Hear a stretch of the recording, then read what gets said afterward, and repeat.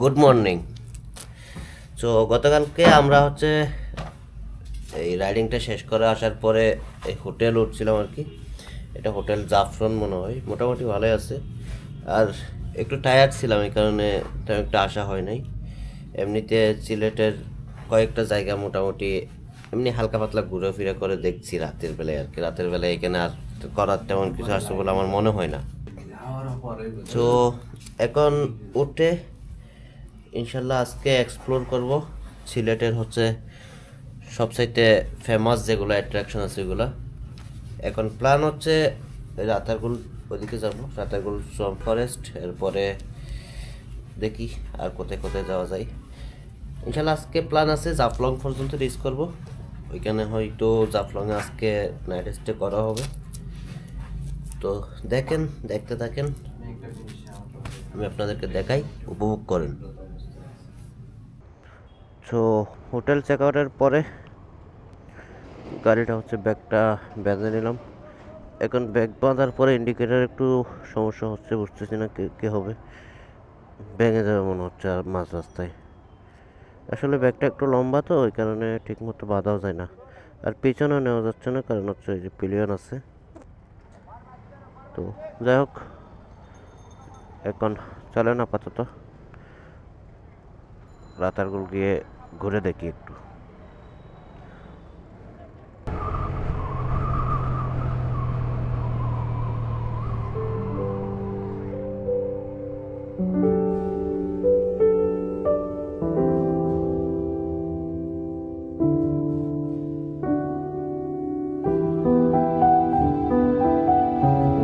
Ratargul swamp ফরেস্টে এসে সকালের নাস্তা করতেছি ডিম খিচুড়ি। এখানেই দোকান, মানে লোকাল একটা দোকান থেকে, ভালোই স্বাদ আছে। আর এখান থেকে আমরা ট্রলারে গিয়ে ওই টুরিস্ট স্পটে যাব। স্পট থেকে তারপর ওইখানে ডিঙ্গি নিয়ে ফরেস্ট সোয়াম্পে ঘোরাফেরা হবে আর কি। ওই যে ওইখানে বাইকগুলা রেখে আর আমরা ট্রলারে উঠে পড়ছি।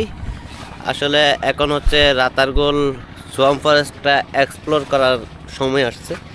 আর এই যে ট্রলার এটা করা স্পটে যেতে হবে। স্পট থেকে ছোট ছোট ডিঙ্গি যেগুলো আছে ওগুলোতে আমাদেরকে স্পটের এদিক মানে স্পটের ভিতরে ঘোরাফেরা করে দেখানো হবে আর কি। সো এটার ফেয়ার দুইটাই একসাথে, মানে এটা একটা প্যাকেজের মধ্যে দেওয়া হয়েছে। আর এগুলা নাকি ওদের 1 থেকে 5 জনের জন্য নির্দিষ্ট প্যাকেজ থাকে। ওটা 1600 টাকা নাকি কি জানি বলছিল। ওইটা আফটার ডিসকাউন্ট নাকি এখন 900 টাকা চলতেছে। তো আমরা 900 টাকা দিয়ে এখন এটা এক্সপ্লোর করতে যাচ্ছি। আশা করি হতাশ হব না।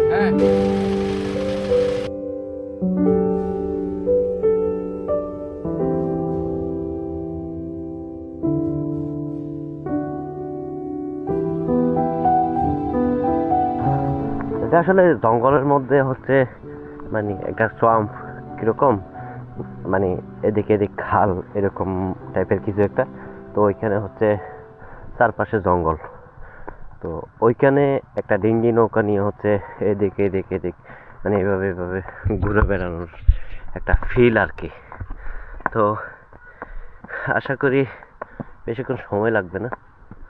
এই যে এখানে টিকিটের ব্যবস্থা। টিকিট কত? 230। একটা কত? 57 টাকা 50 পয়সা। 230। কয়জন?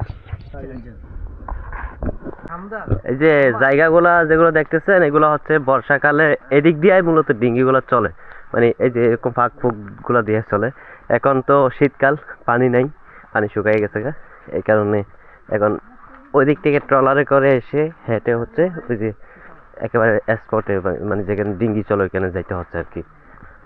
যদি হইতো তখন ওইটা কি জানি ঘাট পড়লো, আমার ঠিক মনে নাই। এটা গোয়াইন নদী। তো ওই যে সামনে চলবে আর কি, ওই দিক থেকে নাকি একেবারে ঘাট থেকে ডিঙ্গি নিয়ে আসা যায়।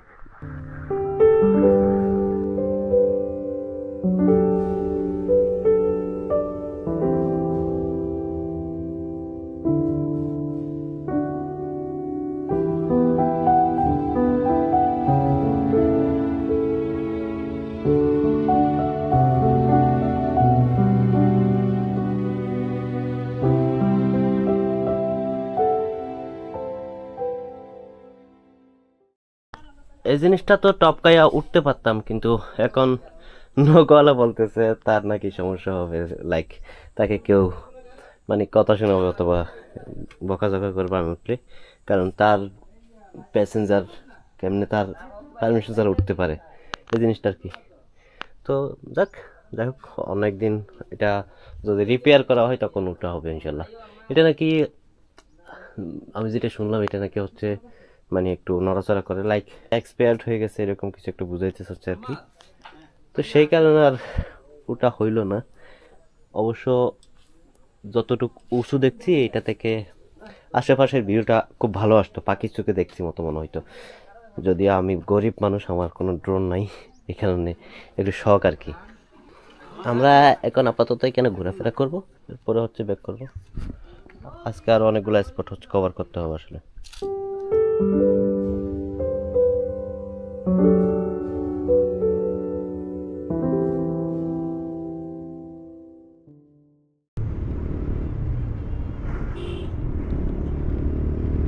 আমরা এখন সাদা পাথরের রাস্তায় আছি, অলমোস্ট সামনে সাদা পাথর আছে।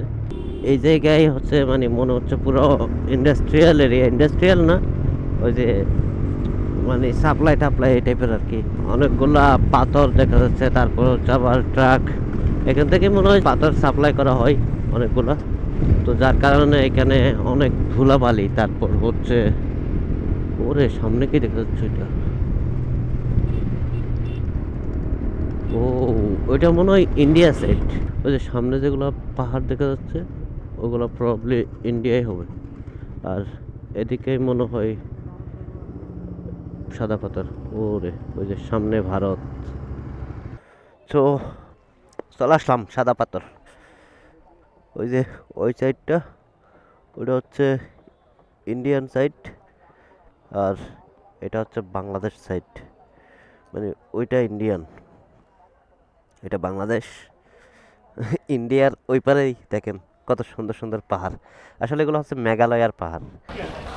এই যে নামসারা হোটেল, এটা থেকে হচ্ছে খাওয়া দাওয়া করলাম দুপুরের, আর এখন সাদা পাথরে ঘোরাফেরা করতে হবে।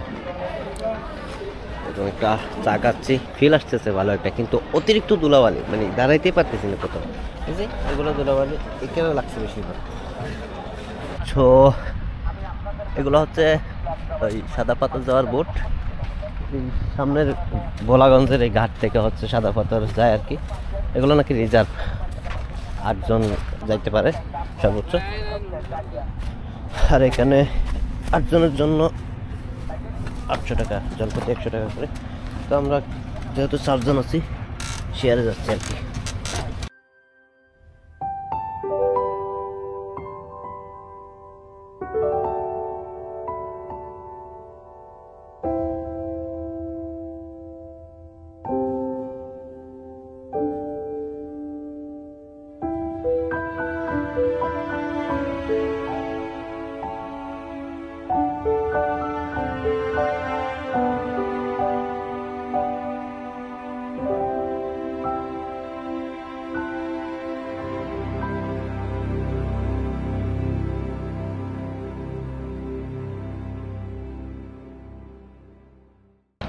ভোলাগঞ্জ থেকে ঘোরাফেরা শেষে বের হওয়ার জন্য আমরা এখানে এসে এখন ঘাট করছি।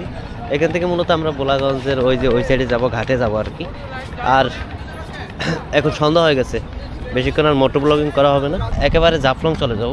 তারপরেও মাঝখানে কোনো একটা কিছু চেঞ্জ হইতে পারে, তো দেখি আপনাদেরকে আপডেট দেওয়ার জন্য আসা হবে ইনশাল্লাহ, দেখি। আর যদি জাফলং যাই তাহলে হচ্ছে একেবারে দেখা হবে হোটেল রুম থেকে।